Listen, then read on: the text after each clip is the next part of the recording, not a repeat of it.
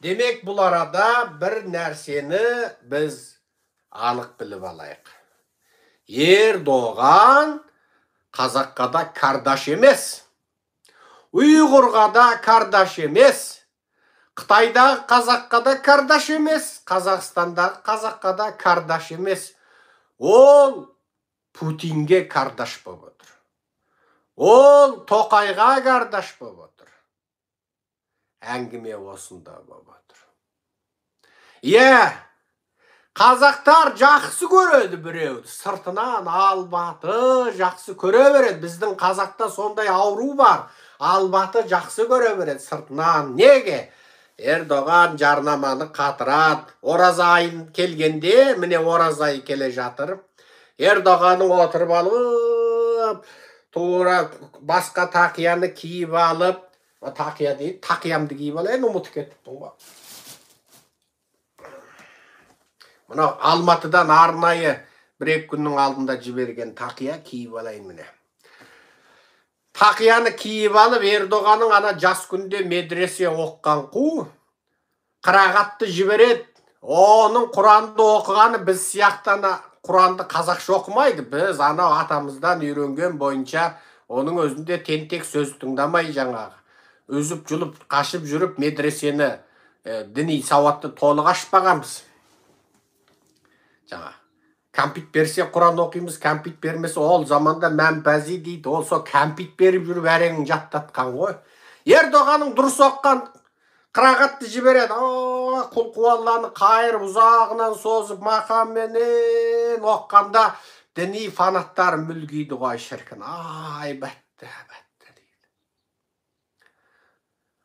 Қазақтар бір нәрсені түсіну керек. Әсіре діни фанаттар бір нәрсені түсіну керек. Құранды қырағатымен жақсы оқыған адамның барлығы керемет тақуа деген сөз жоқ. Бұл бірінші. Сөз жоқ. Ол Құранды сондай жаттап, тақуалықпен сөйтіп, мүлгіп, қырағатын келтіріп, арабтың тілін, арабтың өзінен арман оқығанымен, оның басында 1 грамм саяси білім болмауы мүмкін. Оның жүрегінде 1 грамм иман болмауы мүмкін. Оны сен қайдан білесің? Құран оқыған керемет бүйтіп, басын бүйтіп тұрып, Құран оқыса, ұйып, оны сыртынан жақсы көру, ол сөздің шыны надандық. Етікші етігін тігу керек, бірақ ол жүрек жамай алмайды. Ол кардиолог емес, жүрекке операция жасай алмайды. Ол тек етікші ғана. Осыны қазақ білуі керек. 2 етікші отыр. Біреу Құранды керемет қырағатпен оқиды, екіншісі Құран оқымайды, 100 грамм ішеді. Енді сен етігіңді жаматпақшысың. Сен оның қайсысы Құранды жақсы оқиды екен деп, соған етігіңді жаматасың ба? Жоқ, қайсысы етікті жақсы тігеді екен деп, соған етігіңді жаматасың ба? Сенің жүрегіңе операция жасау керек. Мысалы, менің жүрегім операция жасады. Бір емес 2 жерінен операция жасады. Сонда мен Құранды жақсы оқыған кардиологқа барып жүрегімді жасатамын ба? Жоқ, ана бәленбай 1000 операция жасап түгенбай халықарада мойындалған кардиологқа барып жүрегімді жасатам ба? Жоқ, Құранды қырағатты жақсы оқығанда жасатам ба? Мәселе осында тұр. Саясатта да солай. Міне ораза айы келе жатыр. Ердоған шешесінің аяғын жуады енді. Басқа кезде жумайды екен де ол кісі. Мына ораза айында барып шешесінің аяғын жуады екен. Ол кісі де жылына 1-ақ рет жуа ма білмеймін енді.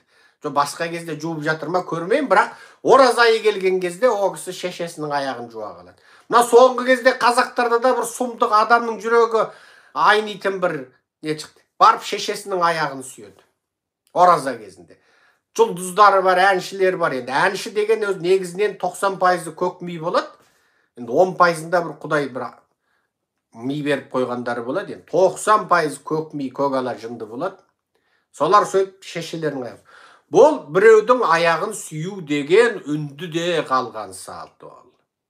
Олар жоғарғы мәртебелі ақсүйектердің аяғын сүйген, оның ата-анасының аяғын сүйген. Ол біздің қазақта жоқ дәстүр. Қазақта жоқ нәрсе ол. Бұны қайдан алып келді? Қаңғыл істеп келген сол сарттың тұқымдары алып келді ма? Сығандардан келді ма бізге? Білмеймін. Соңғы кезде шешелерінің аяғын сүйетін, сөйтіп өздерінің бір тақуалығын көрсететін қазақтар пайда болды. Солардың руын тегін тектіңдір, арғатасы бір сол орта шығыстан ала дорбасын арқалап есегіне теріс мініп қаңғып келген сарттар болуы мүмкін солар. Дін таратуды сылтау қылып қазақ даласына кеп, қараса аңқау қазақ, жуас қазақ. Міне, енді қараңдар. Ердоған түріктің қалқын өзінің сол медресе оққанда алған діни білімімен үйтіп отыр. Бірақ Ердоған сыртқы саясатта түрік қалқын үлкен апатқа ұшырататын үлкен тарихи қателік жасап жатыр. Түркияның 13 ірі компаниясының Ресейге 18 миллион 500 мың доллар тұратын Еуропа, Америка санкция салған тауарларды Ресейге жіберуі бұл үлкен геосаяси қателік. Бұның зардабын Ердоған тартпауы мүмкін. Бұның зардабын қарапайым түрік халқы тартады.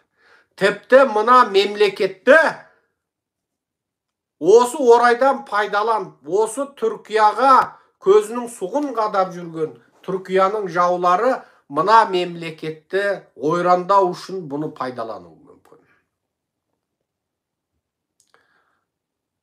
Қандай адам мынау әлемге атом соғысын ашуды ашық үгіттеп насихаттап отырған Путинді қолдайды? Бұл екінші дүниежүзілік соғыста Гитлерді қолдағанмен бірдей. Бұл Путин деген путлер, Ши Цзиньпин деген шетлер, Тоқаев деген тоқлер. Бұлардың барлығы фашист.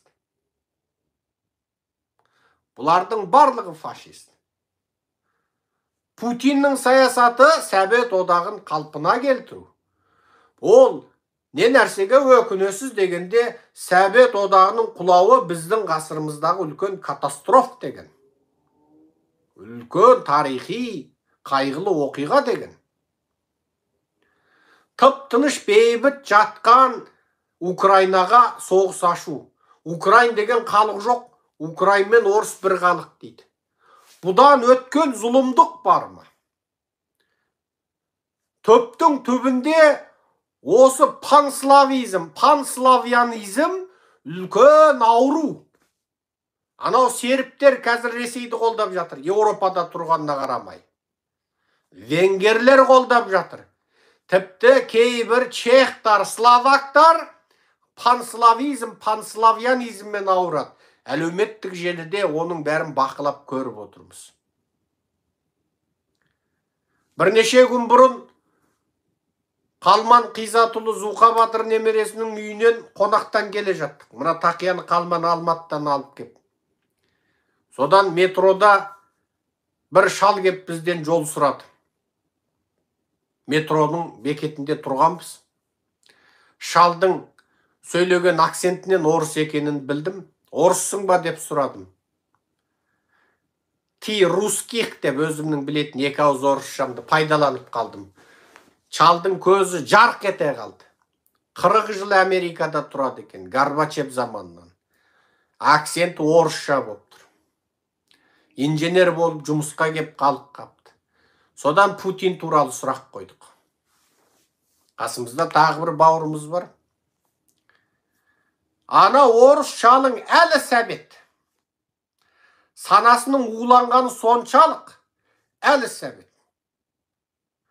Менің баяғыда бір постым бар еді, бір лекцияларым бар еді.